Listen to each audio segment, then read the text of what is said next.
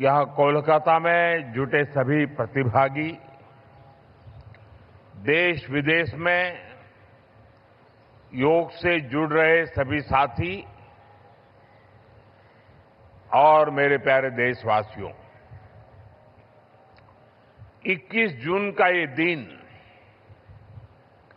पृथ्वी के कुछ भूभाग पर साल में सबसे लंबी अवधि का दिन होता है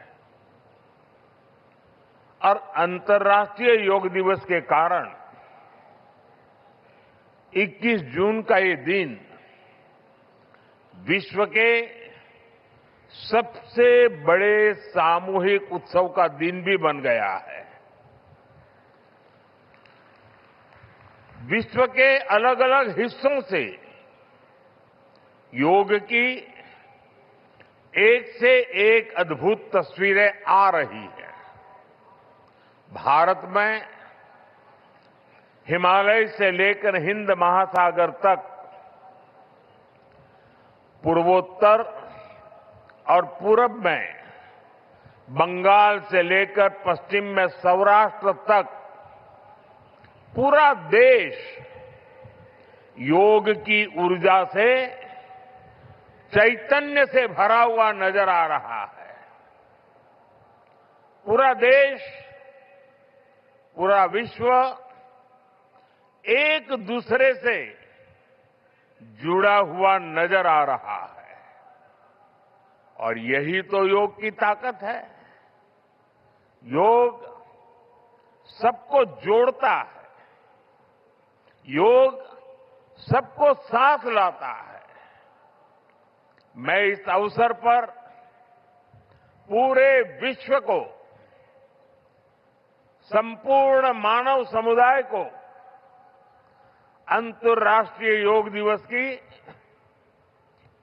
बहुत बहुत शुभकामनाएं देता हूं। साथियों, आज योग दिवस पर मैं खास करके पूरे बंगाल में, कोलकाता में यहां बने स्वच्छता के योग के लिए भी कोलकाता वासियों की सराहना करूंगा। ये अद्भुत पहल है, स्वच्छता से स्वागत।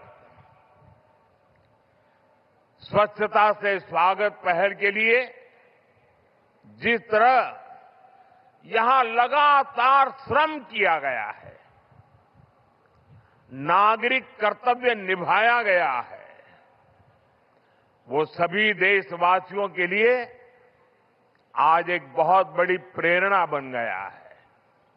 साथियों, योग दिवस के अवसर पर आज बंगाल में होना बहुत ही विशेष है। बंगाल की ये पवित्र भूमि, जहां भगवान रामकृष्ण परमहंस जैसे सिद्ध संतों ने अवतार लिया, जहां से निकलकर स्वामी विवेकानंद ने पूरे विश्व को योग से परिचय कराया, जहां महर्षि अरविंद जैसे महान योगी ने जन्म लिया,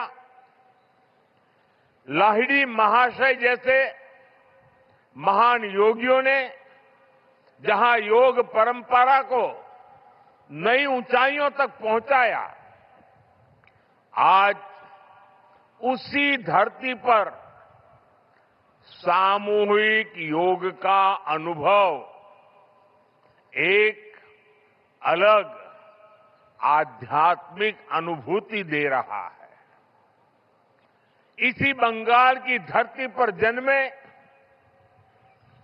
गुरुदेव रविन्द्रनाथ ठाकुर का मानना था कि मनुष्य की पहचान अलग अलग रहने में नहीं, बल्कि अपने आसपास की दुनिया से जुड़ने में है। यही जुड़ाव योग का मूल भाव है। महर्षि अरविंद भी कहते थे, हमारा पूरा जीवन योग है। चाहे हमें इसका बोध हो या न हो, योग जब स्वभाव में आता है तो वो मानवीय एकता का आधार बन जाता है। साथियों, योग केवल शारीरिक श्रम का साधन नहीं है। योग किसी एक आयु वर्ग के लिए सीमित भी नहीं है। भारत में हम जानते हैं और देखते आए हैं, योग मानव के जीवन का चेतना के साथ, ऊर्जा के साथ एक प्रकाश भी है। इसलिए इस वर्ष अंतर्राष्ट्रीय योग दिवस की थीम रखी गई है, योगा फॉर हेल्दी एजिंग। उम्र बढ़ने पर भी हम स्वस्थ रह सकते हैं, हम ऊर्जावान और सक्रिय रह सकते हैं। योग हमें इसके लिए मार्ग दिखाता है। Friends, when we speak of yoga for healthy aging, it means that we can work to ensure that age does not reduce human potential. Yoga can help human life to aspire for constant growth. Our target must be to be more flexible at 40 than we were at 20. Our target must be to be more energetic at 50 than we were at 30. Our target must be to be more resistant to lifestyle disease at 70 than we were at 50. This is where yoga can help us. It helps us tune our bodies to be flexible. It keeps our energy level high. It also helps us maintain a calm, stress-free life and help to keep lifestyle disease away. Moreover, with regular practice, yoga teaches us to remain lifelong learners of our own bodies and minds. The more we know about ourselves, the better we can manage ourselves. That is why yoga for healthy aging, this theme must be seen as one for people of all ages, not just for the elderly. साथियों, गीता में भगवान कृष्ण ने योग के विषय में कहा है, युक्त आहार विहारस्य युक्त चेष्टस्य कर्मसु युक्त स्वप्न अवबोधस्य योगो भवति दुःखः। अर्थात संतुलित आहार विहार से, संतुलित क्रियाओं और कर्मों से संतुलित नींद और जागने से योग दुखों का नाश करने वाला हो जाता है। ये संतुलन ही योग का आधार है। यही संतुलन हमारे जीवन का आधार भी है। लेकिन ज्यादातर लोग आज इस आधुनिक समय में जीवन के असंतुलन से ही जूझ रहे हैं। बहुत मशक्कत करनी पड़ रही है उनको। योग हमें जीवन को बैलेंस वे में जीने की कला सिखाता है। योग हमें डूज और डोंट सिखाता है। और जब हम हमारे शरीर को सही ढंग से चलाना सीख लेते हैं तो स्वास्थ्य हमारा स्वभाव बन जाता है। साथियों, योग केवल हमारे शारीरिक स्वास्थ्य पर ही फोकस नहीं करता। योग मानसिक स्वास्थ्य से शारीरिक स्वास्थ्य का मार्ग दिखाता है। इसलिए योग के विषय में युक्त चेष्टस्य कर्मसु कहा गया है।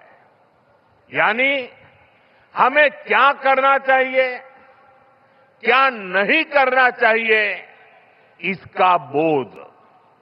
ये बोध हमारे जीवन में शांति का स्रोत तो बनता ही है। इससे विश्व शांति का मार्ग भी खुलता है। इसलिए योग आज केवल हमारी पर्सनल लाइफस्टाइल के लिए जरूरी है इतना ही नहीं है। योग दुनिया के बेहतर भविष्य के लिए एक आवश्यकता भी है। साथियों, अंतर्राष्ट्रीय योग दिवस के अवसर पर करोड़ों लोग योग से जुड़ते हैं। लेकिन आज का ये दिन हमें अपने साझा संकल्प को फिर दोहराने का अवसर देता है। आइए हम संकल्प लें, योग को केवल एक दिवस तक सीमित नहीं रखेंगे। योग को केवल एक कार्यक्रम तक सीमित नहीं रखेंगे। हम योग को अपने जीवन का हिस्सा बनाएंगे, अपने परिवार का हिस्सा बनाएंगे, अपनी आने वाली पीढ़ियों का हिस्सा बनाएंगे। साथियों, इसी दिशा में इस वर्ष योग 365 योग 365 की पहल को भी आगे बढ़ाया गया है। इसके तहत 100 दिन के ऑनलाइन योग कार्यक्रम का आयोजन किया गया है, जिसमें अभूतपूर्व जनभागीदारी देखी गई है। 130 देशों के 30 लाख से अधिक लोगों ने इसमें भाग लिया है। साथियों, जब समाज स्वस्थ होगा तब राष्ट्र भी अधिक सक्षम, अधिक समृद्ध और आत्मविश्वासी बनेगा। मैं इसके लिए मैं सबके लिए कामना करता हूं, सर्वे भवन्तु सुखिनः, सर्वे सन्तु निरामया।